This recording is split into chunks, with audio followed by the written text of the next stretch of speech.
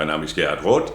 Ich komme aus der Nähe von Wiesbaden in Deutschland, trage seit 2014 und 2018 Cochlea-Implantate und ja, die Prozessoren, die ich trage, nennen sich Rondo 2 und Rondo 3. Da muss ich etwas ausholen. Als ich 25 Jahre alt war, ich war in einem Großraumbüro und da sagten eines Tages meine Arbeitskollegen: Lieber Gerd, also entweder gehst du bald einmal zu einem Hörgeräteakustiker oder wir bauen einen Kasten um deinen Arbeitsplatz herum. Warum? Du schreist so laut, dass wir hier nicht mehr arbeiten können. Gesagt, getan. Ich bin dann mit 25 zum Hörgeräteakustiker. Der hat dann eine Hörschwierigkeit festgestellt, und zwar nicht ganz so ohne, sondern ich hatte schon fast 50% Hörverlust gehabt zu dieser Zeit. Und gesagt, getan. Ich bekam meine ersten Hörgeräte mit 25.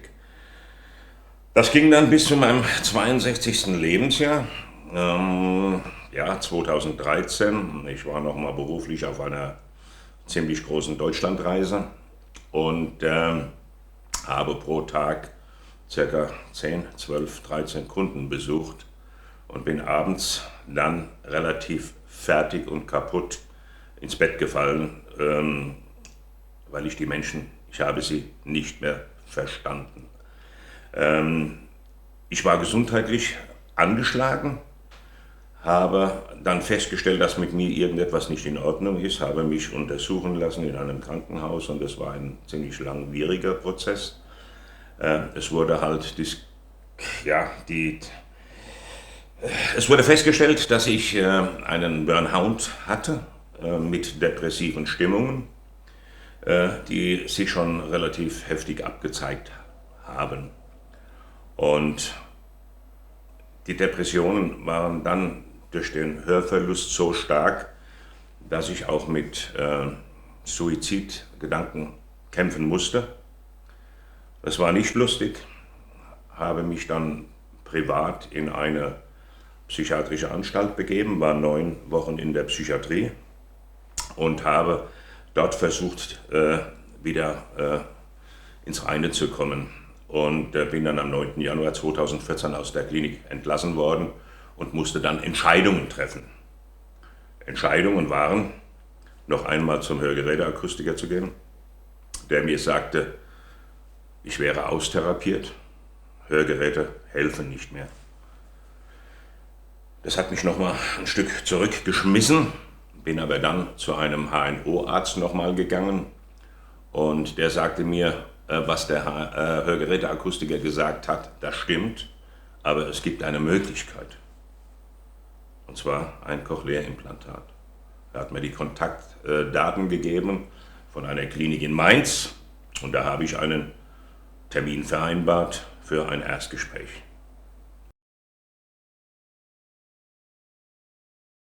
Es glaubt mir niemand, aber es ist tatsächlich so, die Sympathie zwischen dem Mediziner und mir, die hat sofort gestimmt.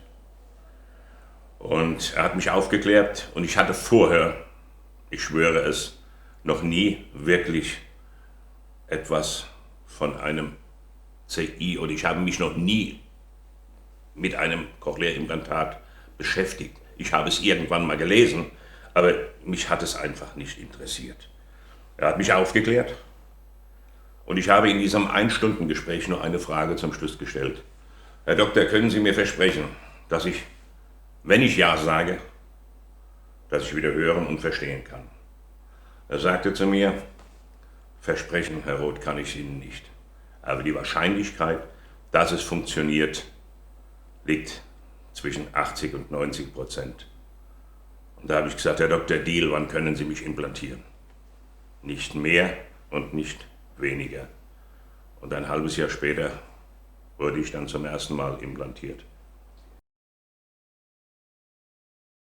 Ich wusste damals nicht, dass es Hörpaten gibt, die man ansprechen kann, die sich vielleicht um dich kümmern, die dir vielleicht erzählen können.